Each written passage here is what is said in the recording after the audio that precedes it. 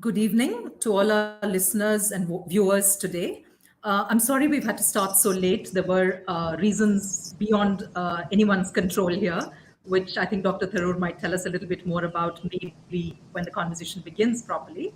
My job here is really to say that we are here to discuss a wonderful, a brilliant, and very timely book that we at Westland are privileged to have published. This is Pavan Varma's The Great Hindu Civilization. We will have an opportunity to hold this up and launch it formally a little later. But I just want to say that as the publishers of this book, we think that this is one of the most important books that we have published, and that it wades into a battleground almost from our times that somebody needed to wade in the way Pavan has. And I'm sure this wasn't easy. I'm assuming that there were a lot of considerations and choices to be made while this book was being thought about and written. And I'm hoping that in the conversation that follows, we will get to hear about some of these. Why would Pavan Varma choose to write about the great Hindu civilization at this point in time? Why did the book take the shape it did? And what are the many windmills that he tilts at, not vainly, I think most impressively and most meaningfully? And I do hope that a lot of these questions and answers will come up in the course of the conversation today. I'm delighted that Dr. Shashi Tharoor is here to do this conversation, because who better to talk about the compulsions of politics and religion and Hinduism? His own work has addressed this. His work in Parliament addresses this. And, honestly, if there is something to be said for the great Hindu civilization, it is at this time also that it has produced gentlemen like these two, who have been writing and reflecting all their lives and are now bringing to us more and more intense discussions around a subject that we really, really need to think a lot more about. So I'm going to hand this over to Dr. Shashi Tharoor to grill Pavan Varma on the hows and Why whys and grill? wherefores of the great Hindu civilization. Why grill? Because we need to have some fun as well, listening to a firecracker conversation. And I'm really hoping Dr. Tharoor will drive that.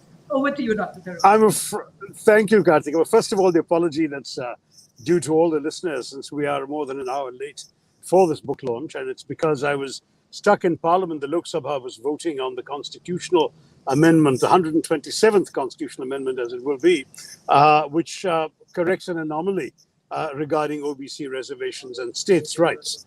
Unfortunately, because of the COVID situation in our country, there are new protocols that prohibit MPs from doing their usual seating arrangements. The greater separation has at least notionally been introduced, as a result of which the usual electronic voting was not possible.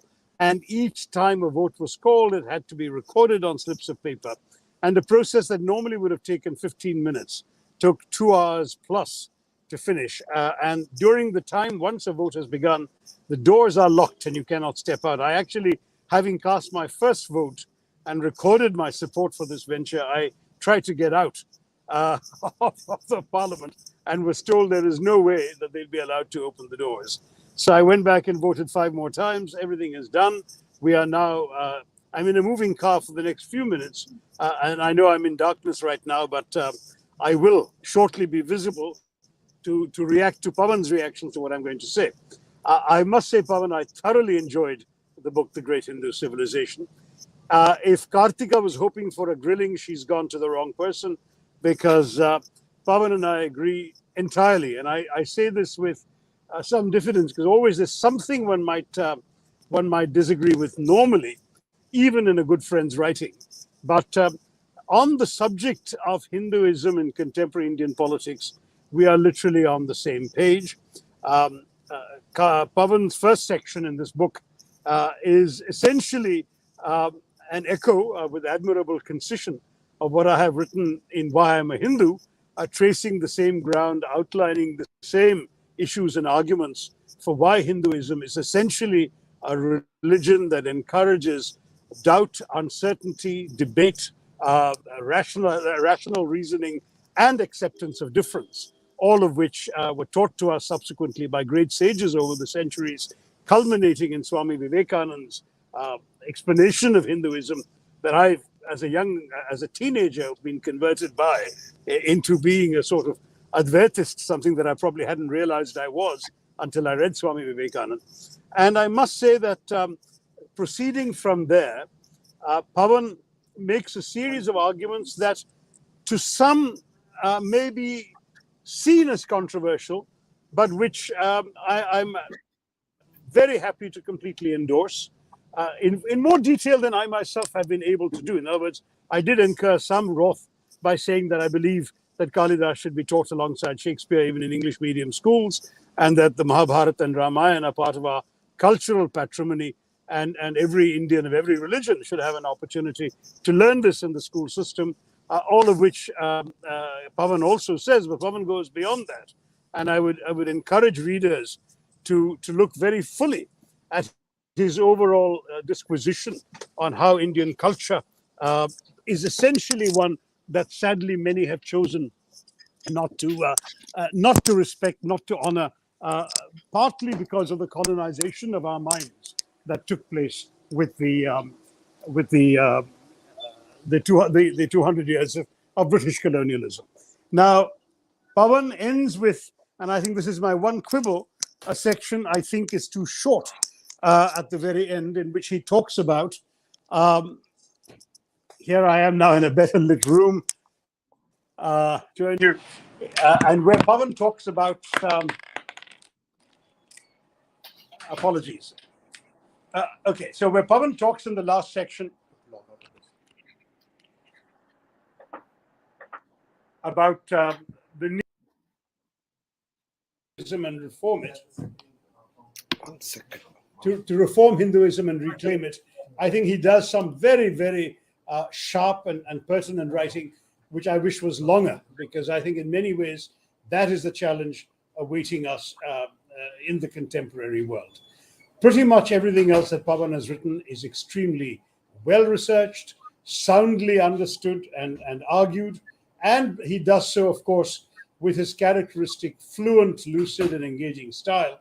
So it's with great pleasure that I'm introducing this book to the readers, and very happy to engage in a conversation with Pavan, except that I'm afraid it's going to be a bit of a love fest, because I honestly don't have any criticisms as such to express, which is always necessary for the firecracker conversation Kartika asked for, but the firecrackers will be silent. Pavan, let me come back then to the one sort of, well, I have two mild criticisms. The first one is that you completely neglect my work, which is not even mentioned in your book. And I find things that I have said reappearing in the words of Amish Tripathi and all sorts of other good people who are friends of mine too. But, we are friends, and I would have hoped that you would have delved a little bit into my work and you would have found a lot of resonance with your own. So that's the first, shall we say, immodest complaint.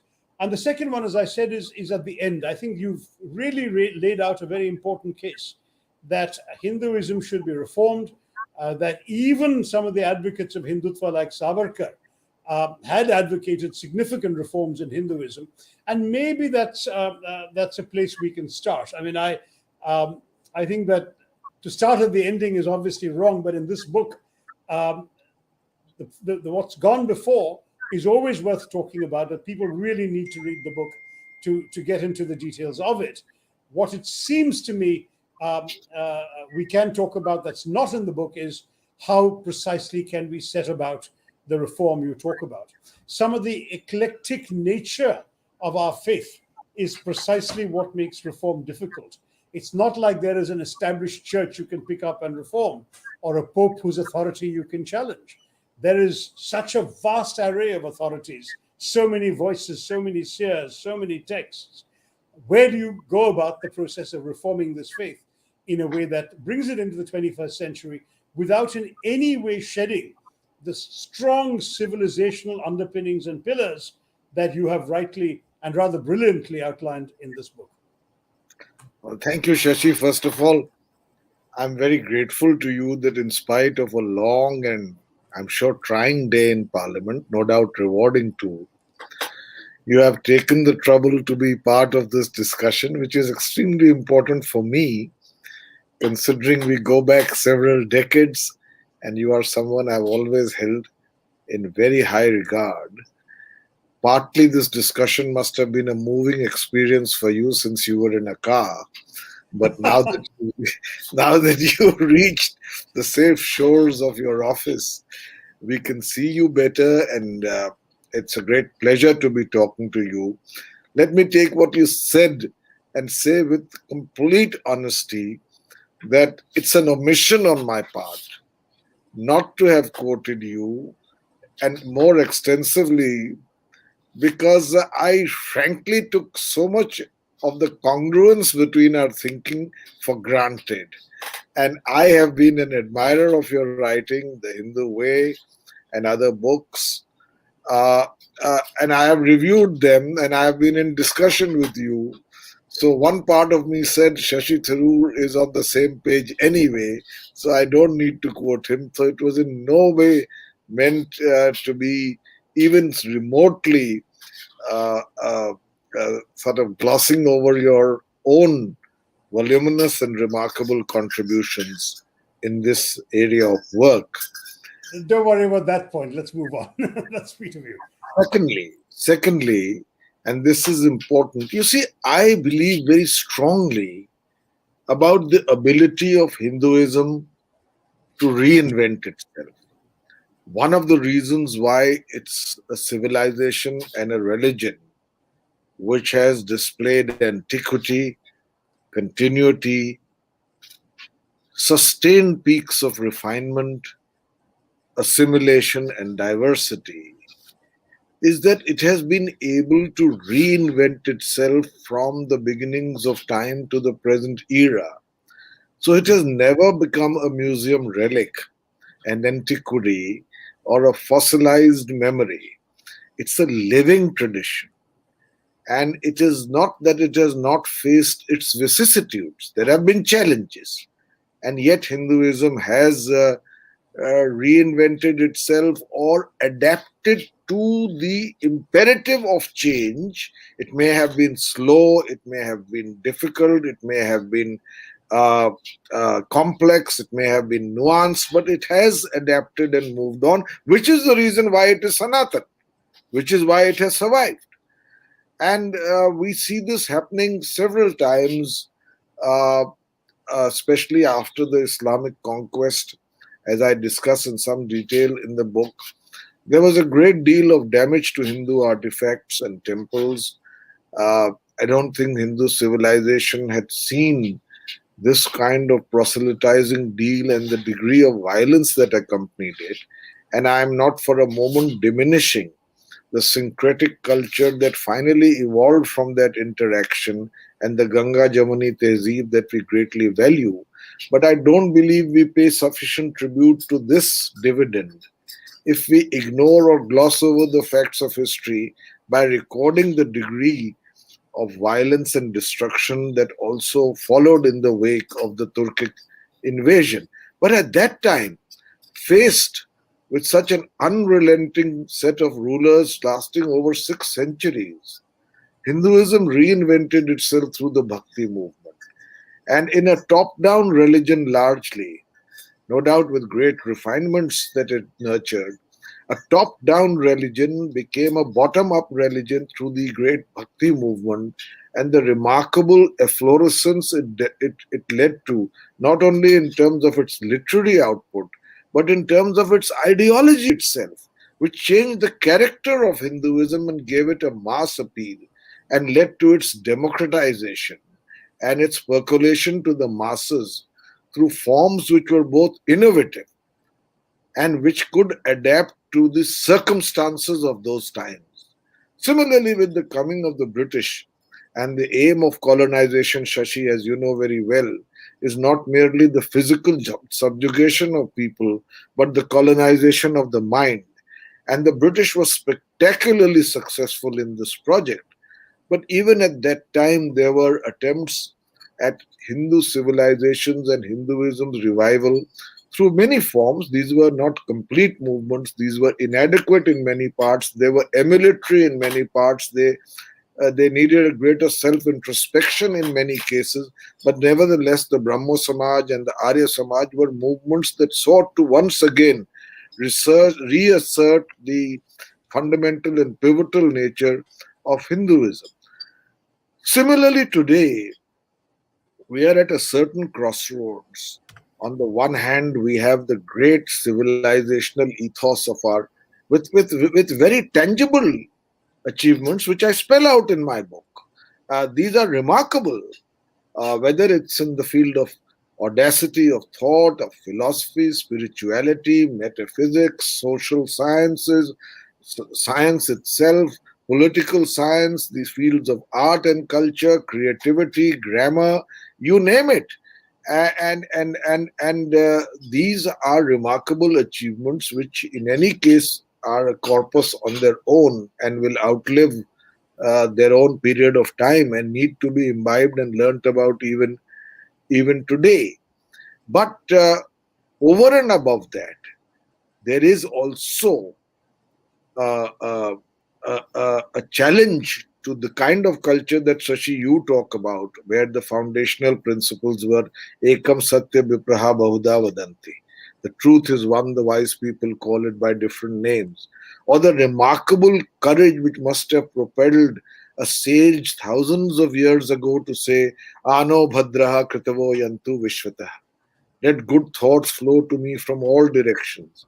Or the sheer insight by which a civilization and a religion was defined by the simple saying Udara Charitanam Vasudhaiv Kutumbakam. The world is a family.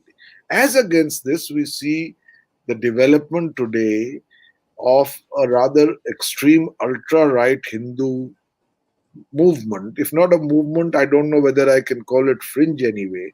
But I fear that in some respects, the leadership of Hinduism and Hindu civilization has moved to more lumpen hands, which are marked, You use the word in the book. yeah, You use that whose, word.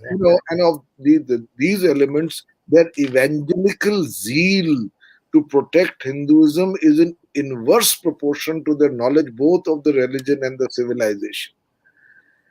Similarly, these people, because of that lack of knowledge, perhaps are averse to the great tradition of Shastrarth in Hinduism of discussion and dialogue. They are orthodox, conservative, some mostly upper caste. They have a derogatory view of women. They are prone to violence and are definitely based on a level of exclusion which goes against the very spirit of Hinduism as outlined in our foundational texts, including the Upanishads, the Bhagavad Gita, and the Brahma Sutras. So, in order to meet this challenge today, whereby Hinduism retains not only its sanity and its great civilizational ethos, but also faces this new challenge which is seeking in many ways to distort the Hinduism we know, not to make Hinduism a passive religion. I take on board, Shashi, as you may have seen in the book, many of the valid and legitimate discontents of Hindu Samaj, of Hindu society. And I outline the reasons for them. And I give the reasons why they are valid. I accept them. But So do surely, I.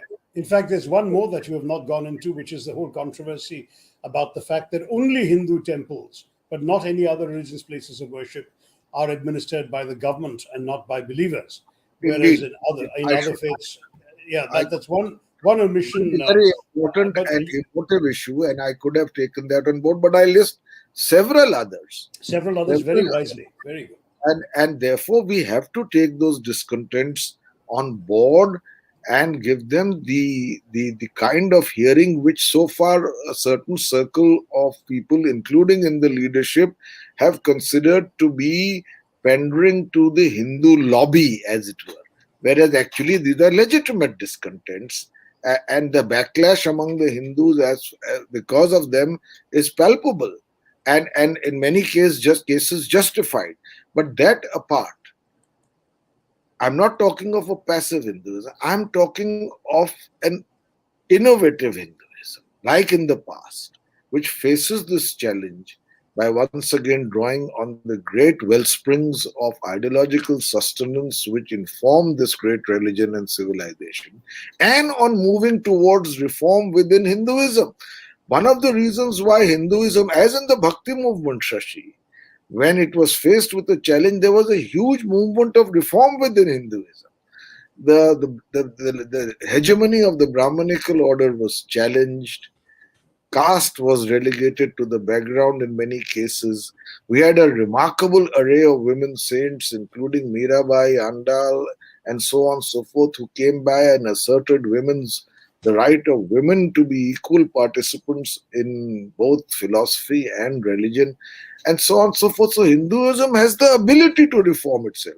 But on the two factors where it must today assert itself are the inequities within Hinduism as a result of the incorrigible hierarchy of the caste system and the discrimination and oppression and injustice that is its consequence.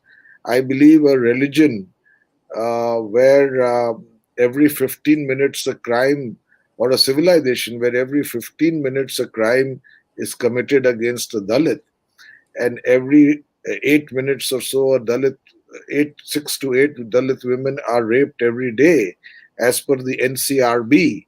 There is something wrong with this kind of militancy against members of your own creed. Leave alone the larger notions of equality and fraternity, and also on the notion of gender parity. I think Hinduism, which had in the past, and I want to make this point. Initially, it appears that women were accorded indeed a status of respect within Hinduism. We have the famous case of Gargi in a large public assembly called by King Janak of Videha, arguing from a level of equality with the foremost sage of that period, Yagnavalkya, and arguing her point with confidence and assertion. So we have the Arthashastra speaks of women in powerful places consciously chosen for those assignments. We have Draupadi who asserts confidently to Yudhishthir whether he had first lost himself before he had the right to sell her, to put her on stake. And So my own therefore, favorite story, which you've also told marvelously in great detail here, is the story of the debates between Adi Shankara, Shankaracharya to be, and Mandana Mishra, where and when Mandana Mishra asks him to name a judge, he picks Mandana Mishra's wife, Bharati, to be the judge, which indeed, I think is an extraordinary thing. And of course, she had the learning and the wisdom not only to play the role of the judge, and she's but accepted both. and by both. And when her husband loses, she chips into the debate herself because she's Indeed. equally qualified to do so. So that's So the reverence for women is very much there. very much there, and we had it, but sometime around the turn of the century, in some aspects and legitimized by certain texts in certain sections, perhaps the subjugation of women and to see them as an appendage of men, whether as a daughter or a wife or a mother, gained momentum. And today, unfortunately, elements of the ultra Hindu right are trying to enforce a patriarchal form of societal structuring on women, in dictating to them what they should wear, who they should meet, how they should behave, what they should eat, etc., which I believe goes against the very spirit with which Hindu civilization essentially accorded a status of great respect to women. Even the caste system, Shashi, the latest DNA research shows that for 2 millennia at least, if not more, caste was largely a matter of personal vocation without the limitations put on it by virtue of your birth. And there was complete interchange and exchange between different caste members. But again, sometime towards the end of the millennium and the second century CE, you found caste congeal, crystallize into this kind of inflexible hierarchy, which led to a great deal of. So, therefore, and I quote in my book how people like Savarkar, for instance, who are now lauded by the ultra right for their clarion call for what they interpret to mean a Hindu Rashtra, and I contextualize that also, and I consider it an extremely impractical idea given the imperatives of the modern republic. But nevertheless, unfortunately, people forget that Savarkar was an atheist who ridiculed cow worship and who made out a very strong case for social reform within Hinduism, as indeed did as Mahatma Gandhi, as Jyotibai Phule, as Swami Vivekanand, and a whole set of our pantheon of leaders who have the best interests of Hinduism at heart. So this is that is why I say what we need today is not Hindutva, but Hindu Satya. Satya. I like that very much. That's a And great that line. is what we need, the truth about Hinduism. And we should have the courage and the strength and the innovation and the resourcefulness to be able to take Hinduism to the next step, which will promise greater equality and certainly a greater sense of accepted inclusiveness. Okay, well, look, let me take it from there into politics briefly, because one of the things you rightly have addressed throughout the book is that we have found ourselves in a peculiar position where seeing any merit in the great achievements of Hindu civilization is seen as enabling the bigotry and narrow mindedness that is today associated with the Hindutva cause. And what's interesting about this dilemma is that it is entirely possible, as you prove and I've proven through our writings and our speeches, to be proud of those accomplishments, the real ones, to ridicule the vast exaggerations like the Pushpak Vimans and these Dinanath Bhatta. Batra's Vedic cars and so on, we can, and or for that matter, the television GPS used by Sanjaya to narrate the battle to Dhritarashtra. All of that we can ridicule. We can take pride in the fact that, in fact, we did have the world's oldest recorded plastic surgery in our civilization, namely Shushrutas, his rhinoplasty, for which the surgical procedures and the tools have been excavated. So we've got actually a very proud history, but you completely destroy the credibility of that claim when you instead say that we have invented plastic surgery because Ganeshji's head was an elephant's head grafted on a human body. When anyone with 2 seconds of thought will realize that the smallest imaginable elephant head cannot fit the largest imaginable human body, let alone that of a young boy. So this kind of preposterous thinking actually discredits the real accomplishments. Mathematics, science, astronomy, all of those. Indian civilization produced the world beaters in those fields. And today we've cast ridicule about that. And as you say, others of a more liberal disposition have also tended, through the internalization of the colonial point of view, to reject their own civilization's accomplishments in order to mimic, as it were, the accomplishments of Western civilization. We need a corrective, no doubt about it. But the challenge for people like you and me is that today, speaking about Hindu civilization in the Indian political space, celebrating Hindu thought or Hindu religion is immediately conflated with the bigotry, the intolerance, the Dalit oppression, the casteism, the anti-Muslim violence, and the kind of chip on the shoulder attitude to Indian history, as well as the encouragement and expression of hatred, all of which obviously discredit the ideology that today rules a roost in our country, and thereby also discredit, unfortunately, the very valid points you make about Hindu civilization. How do we actually overcome that challenge? You see, Shashi, one of the reasons why this would be a crackling discussion and may not be is because we tend to agree on many things, as you rightly said. However, this is a very important issue I raise in my book. In fact, my first chapter is called Hindu Civilization, Myth or Reality. And there I take into account this strange propensity by a lot of people, which may be well intentioned, where they believe that by giving recognition to some of the legitimate and objectively verifiable remarkable achievements of Hindu civilization, we are somewhere contributing to Hindu glorification, which will feed into the bigotry and narrowness of the ultra right. Now, I That's posit to you that these are two separate issues. We will democratically and by the assertion of what we believe are the right interpretations of Hinduism and its civilization, counter those who are seeking to hijack or distort Hinduism. On the other hand, as a result of this fear, as I said, which could be well intentioned, there is a secular lobby, quote unquote secular, which believes that it's okay to devalue, demean, and denigrate much of Hindu civilization merely in order to prevent it from becoming akin to Hindu glorification. Now, this is a flawed logic, in my view. I have taken up the issues raised by this, for a lack of a better word, lobby. They have raised the question that there is no such word as Hindu. How can there be a civilization? I counter it by facts and reasoning. They say if there is a word called Hindu, then how there is no such thing as a Hindu civilization. Beyond medieval India, we only have the crossroads of history, one empire after another, and nothing so tangible or identifiable as a civilization. I counter that.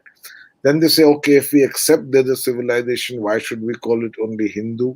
It can be called Buddhist as well, as Amartya Sen argues. For a millennium in India was Buddhist. I again are countered by, among other things, saying that Buddhism was an offshoot of Hinduism. And there was never a relationship of that unsurpassable acrimony between the two of them. They were complementary faiths, and Buddhism is a great religion, but essentially the template of the land was Hinduism, from which Buddhism and Jainism both emanated, and that is why there is such an overlap between the three religions. Then they say that, all right, if that is the case, can we dare to say use Hinduism as a singular entity? It's so many things to so many people, according to them, that, as Wendy Doniger says, Hinduism, dare I say it with a capital H, it's a cross between a hedgehog and a tortoise, and so on and so forth. And I counter that because the diversity that Hinduism nurtures, indeed sanctions and allows, is its visiting card. And to say that because of that it lacks a central unifying thread is to miss the wood for the trees. And indeed, I have to counter that. Then there is a group of leftist historians. I don't mean to say this in any pejorative way, who no, want no. to see who want to see and interpret history only through the matrix of the class system. Was this period of history feudal, or was it serfdom, or what were the economic modes of production? And they refuse to take cognizance of the fact that while the economic aspects are important, there was also a civilizational basis to it. Then there are people who say we will accept the colonial theory of all things of the antiquity of this civilization, but will not give it a greater antiquity lest it feed into Hindu glorification. I counter them by the latest research, the scientific data, including about the river Saraswati, and so on and so forth. So I take on board this, and you're very right. There seems to be, therefore, there are two aspects of this, Shashi. One is the motivated attempt by some people to downplay Hindu civilization. The other thing that worries me is the lack of curiosity among Hindus generally, even the indifference to know a little more about their civilization, to explore, to read, to discover this vast treasure house which is at their calling. Whether it's the audacity of thought in spirituality and metaphysics, whether it is this remarkable notion in the social structure of things of the four Purushars, Dharma, Artha, Kama, Moksha, the ultimate formula for a balanced life, whether it is the four ashrams and the philosophy that they encompass, whether it's this remarkable theory of aesthetics which Bharat in the Natya Shastra 600 years before the birth of Christ wrote, which is not a compendium of the arts but a meditation on what consists of the artistic experience. The whole notion of aesthetics is the most one of the in the field of art one of the most remarkable contributions of India. Whether it's about the achievements in political science, Kautilya says that before he wrote the Arthashastra, there were at least 6 schools of political philosophy from which he benefited. So there a great deal of thought was given to it. About the achievements in science, I mean, Actually, your discussion of music is something you shouldn't downplay. It was remarkable. yeah, Very interesting. Because that's a civilizational contribution that is music, insufficiently dance, appreciated. the arts and crafts included the sculpture, Painting, yeah, absolutely. poetry, grammatics. I mean, so what I'm trying to say is that this treasure house is there, but somehow we insulate ourselves from it. And I think, I don't know whether you agree with me, you've also written a lot on this. I think it's because Hinduism is more a way of life. No one pope, no one text, only no one Rome, no one mandatory ritual, and so on and so forth. That people lead it at a certain, practice it at a certain level, and take much of their civilization for granted. But I have tried to say in my book that there is a treasure house. You must try and read about it to understand it, not to nurture chauvinism or xenophobia, but I think it makes us better and more confident Indians. That's right. Pavan, you will probably be attacked a little bit from the left. Uh, you've addressed already the possible attack that you have enabled, as it were, some of the worst elements in our polity, and I think you've given a robust answer to that. How do you react to the charge that you have perhaps downplayed some of the iniquities in the faith, particularly caste? Caste is the issue. Like me, you dismiss it as being not intrinsic to the fundamental philosophical verities that you are discussing. But since so many of our critics would say we have experienced Hinduism, as say Ambedkar did, through the lens of caste, how can you afford not to see that as a principal attribute of the faith whose civilizational contributions you are praising? How would you address that? But Shashi, I disagree with you vehemently. Huh. I have spoken about the blemishes, serious blemishes, Rather foundation briefly. blemishes. Rather briefly.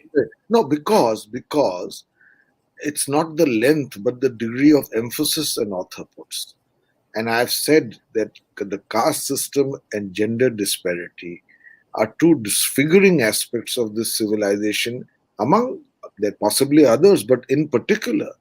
And I have dwelt on them in as much with as much emphasis as is possible. But I strongly believe that to throw the baby out with the bathwater only on account of these very, very justified failings of this, I mean, not justified, very well documented and accepted failings of our civilization, does not mean that we devalue the civilizational in its entirety. Tell me, Shashi, which civilization has been blemishless? So I accept them, I take them on board, I discuss them, and in fact, I end the book by talking at length about the need for social reform within Hinduism, which is precisely because of these blemishes. My Hindu Satya is about social reform within Hinduism, initiated by Hindus themselves in their own self interest as a part of an ongoing tradition by which Hinduism has for millennia reinvented itself and survived the challenges to its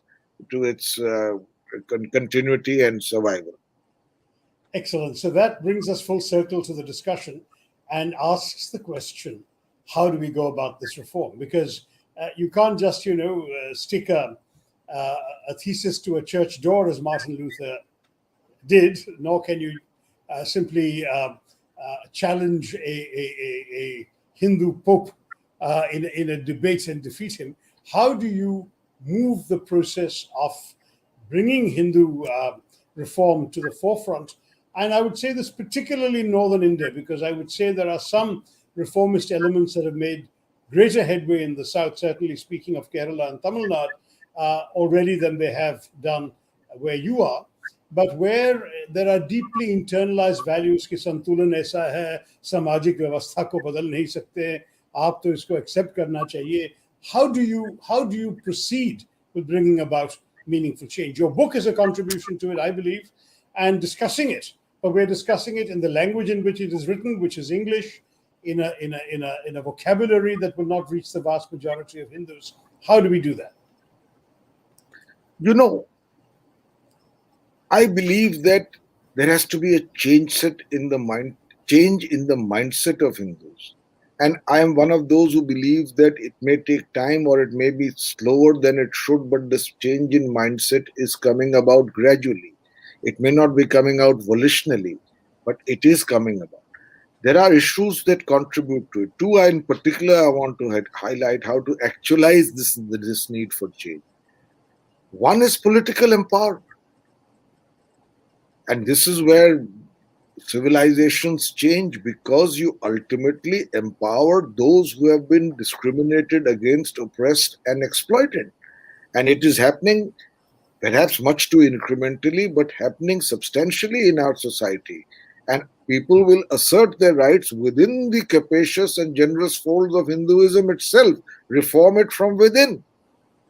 The second great antidote is, and that's the passionate argument I make in my book, knowledge about Hinduism. A religion which says, Chidananda Rupa Shivoham Shivoham, which says that this all-pervasive cosmic Brahm is without category, adrisht, avyakt, nirvishesh chinmatram, undifferentiated consciousness. How can it admit man-made social hierarchies of this level of discrimination? Adi Shankaracharya himself had an interaction with, quote unquote, a Chandal, where he said that Chandalastu sa tudvijastu gurureshya manish. For me, you are like the equivalent of my guru, whatever be your man-made position in the hierarchy. This is at the philosophical level, the spiritual level, our religion. Yes, there have been distortions, but ultimately, when people know about their own past, I think that is an antidote. Political empowerment is an antidote. Its changes in the educational curriculum is an antidote. So I've not given a full recipe for what needs to be done, but these are alluded to in my book. And I'm sure Hindus themselves, given their civilizational track record, will find the ways to once again innovate and make Hinduism continue to be one of the great living religions and civilization of the world.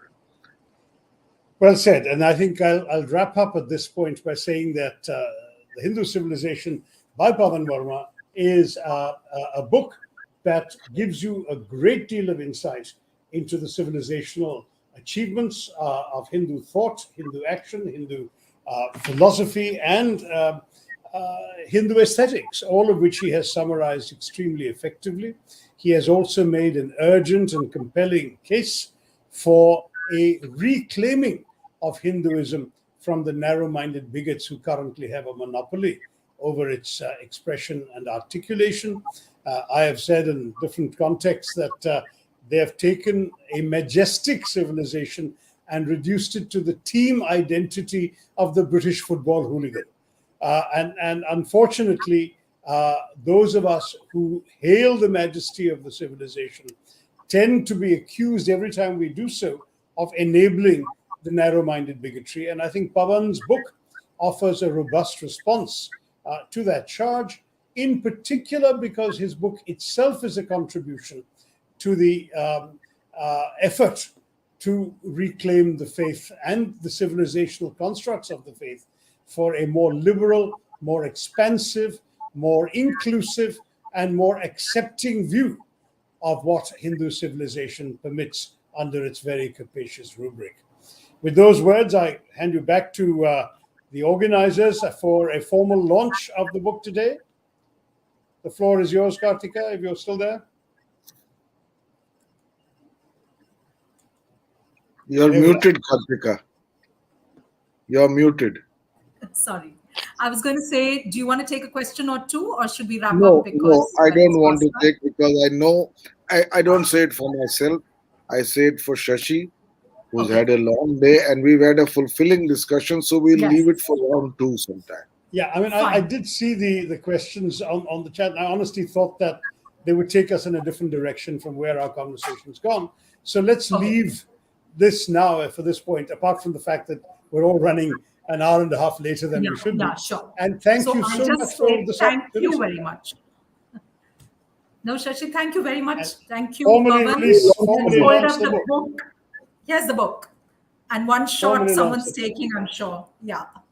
There we Thank go. you again. Actually, And it was a firecracker of a conversation, no Thank less. you. So Thank you, Kartika. have a but keep good holding it evening. up so And I can get a picture to tweet, Pavan. Keep holding it up.